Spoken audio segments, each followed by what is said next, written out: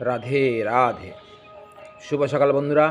আজকের দিনের প্রধান চিন্তা আমাদের এরূপ হওয়া উচিত, আমরা যদি উচ্চতর গুণগুলিকে বিকশিত করিতে চাই তবে আমাদের ধৈর্যশীল, অধ্যবসায়ী ও নিষ্ঠাবান হইতে হইবে।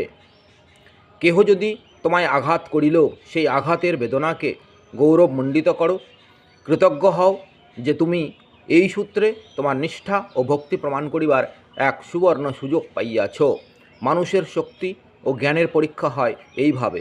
দুঃখ ও বেদনার মধ্যেও তাহার মনের সমতা কেমন বা কতটা, তাহার এমন সমত্ব ও জ্ঞান থাকা চাই যে সে জীবনের ঘাত প্রতিঘাত সহ্য করিতে পারিবে। নিরঞ্জন ভক্তের চিত্ত হয় পুষ্ট জগৎ জননীর স্তন্যপানে। হৃদয় স্পন্দন তার বাজে ছন্দ ছুঁড়ে জীবন সঙ্গীতে অখণ্ড মিলনে। ধন্য তুমি করিছ বর্ষণ এই দ্বন্দ্বময় পৃথিবীতে, তোমার মধুর আশিস আর শান্তি ভরা প্রেম।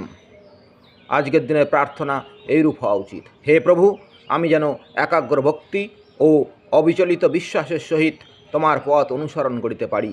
আমায় এমন দিব্য দৃষ্টি দান করো যে আমি যেন জানিতে পাই যে তোমার সহিত আমার প্রাণের কি যোগ, এবং এই জ্ঞান যেন আমাকে এমন শক্তি দান করে যে জীবনে কঠোর সকল অভিজ্ঞতার মধ্যেও আমি যেন অবিচলিত হইয়া থাকি। রাধে রাধে।